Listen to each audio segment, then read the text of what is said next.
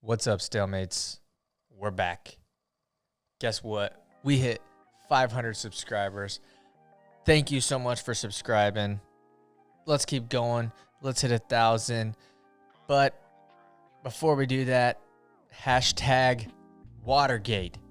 And no, I'm not talking Richard Nixon. I'm not talking politics. I'm talking Daton Fix. I'm talking Osterine. I'm talking USADA. Okay? If you haven't been following the wrestling world these past few days, but realistically this past freaking year, then you haven't heard yet. Daton Fix tested positive for Osterine. It is I don't exactly know what it does, but it freaking supposedly it helps you, or there's not enough information on it yet to know whether or not this thing should be used in competition.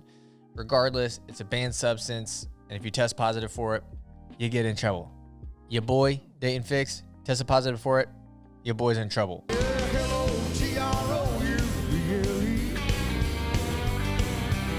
But that is not here nor there, whatever the saying is, I don't know. Where this thing gets tricky is the semantics of this situation, right? So back in, I think, back in January 2020, January 22nd, Daton Fix tested positive for Osterine in an out-of-competition drug test. So USADA is it stands for United States Anti-Doping Agency. You might recognize that name from Lance Armstrong. You might recognize that name from the UFC. Everybody's on steroids. And I believe they even sanction baseball, or they help clean up baseball, supposedly.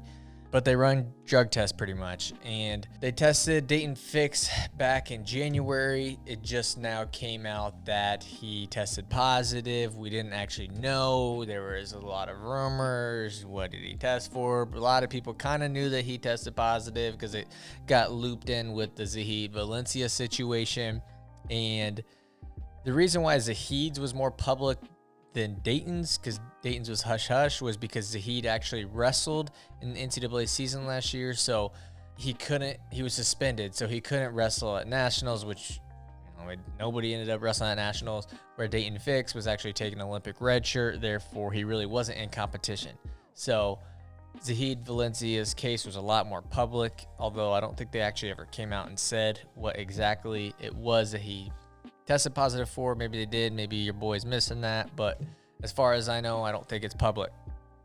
Daton Fix, however, this week it came out that he is getting suspended for 1 year, and it dates back to his positive test, which was back in January. So he will now be eligible to compete again February 10th, 2021, and that is important because he will be able to come back and wrestle at Big 12s, NCAAs, the Olympics, yada, yada, yada. So he didn't really get in a whole lot of trouble. Some people have an issue with that. I really don't. I know when you get in trouble, you're supposed to have some sort of punishment, but it's one of those things where the cards, the moons, whatever you want to say, aligned in his favor. It's not like he planned the coronavirus to get pushed back a year. Coronavirus! Or that he planned any of that out. It is what it is. So he's not really missing a whole lot of competition. Matter of fact, if they even push the NCAA season back a little bit and it finishes in April, it's even more of a whatever in his favor. But suspended for a year doesn't really mean a whole lot. But I'm not here to talk about whether or not the punishment was appropriate. I'm not here to talk about whether or not I think he did it or whatever, did it knowingly. It's not whether or not you test positive or you don't test positive. They look at it from multiple angles. So if you test positive and you come clean and you say, you know what, I cheated, I'm sorry, whatever, they will basically give you a lighter sentence for basically coming clean, because that kind of makes USADA look good, right? Nobody's questioning it, because most people, when you get busted for something, you deny, which makes USADA look like they got it wrong. So if you come clean, you say, yep, I cheated, give me my punishment, they'll give you a lighter sentencing. And then if you test positive and you deny it, and they end up finding out that you did do it and you did it knowingly, they're going to come down hard on you and give you a pretty harsh sentence. But if you test positive and you say, I didn't know, that I wasn't knowledgeable that I accidentally cheated or whatever, and you can prove that, then you get a light sentence as well. And that's kind of the case here.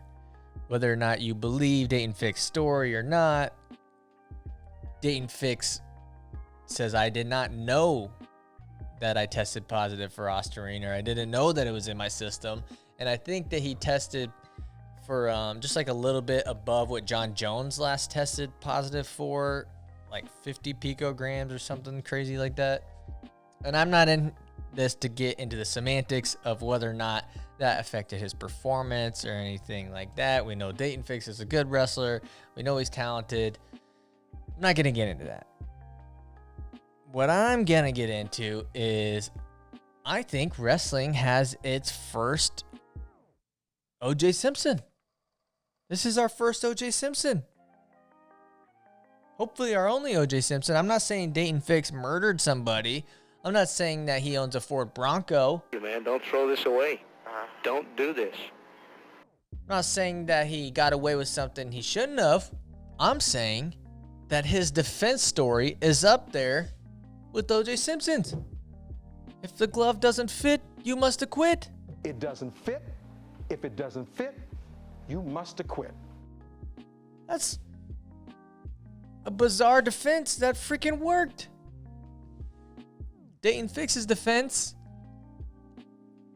is that Chris Perry told his dad to start taking Ostarine. I don't know why, but he told him, hey, why don't you go start taking Ostarine? And he mixed it with his water. He put it in the fridge, shut the fridge door.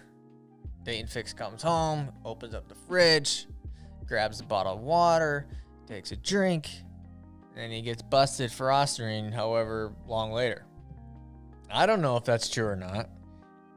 Daton Fix actually volunteered to take a polygraph test in which it said that he wasn't lying, that he did not knowingly know whatever. He didn't know.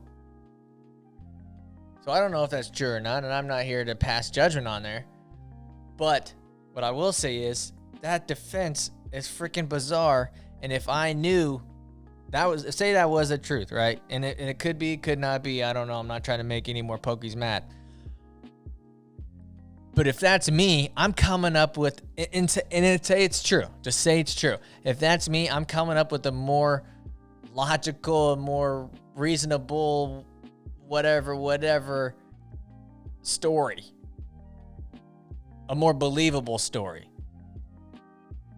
Because, you know, as soon as you say that, oh, I didn't know my dad, whatever, people are like, oh, okay.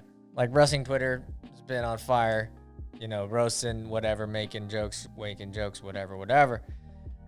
But I'm coming up with something. I'm saying this thing, that was actually the true story, but I got to come up with something more believable because no one's going to believe me. It's like one time I went to McDonald's and I ordered a McChicken and they actually forgot the chicken and I didn't go back. I went to my friend, I'm like, dude, I can't even make this up. This is such an unbelievable thing. If I go back there and say, you guys took my McChicken, they're going to say, yeah, okay, buddy. Back of the line. So I freaking went back to the drive-thru and got another McChicken. And so what I'm saying is, whether or not Daton Fix's defense is true or not, what a bizarre story. How bizarre. He's, you know, no one's gonna believe it. I don't know if I believe it or not. It's not for me to judge. You know, I'm trying to ride that fence a little bit. At the end of the day, it doesn't matter what I think. It doesn't matter what you think. USADA believed him. The panel of 3 members of whatever USADA believed him. Your boy will be back in February. That's all that matters. Thank you for watching. 500 subscribers. Hello. Let's get to 1,000. That's the next goal here. So if you're watching this and you haven't subscribed, just hit subscribe. It's not that freaking hard. And if you really like us, log into your other accounts and hit subscribe on all of them.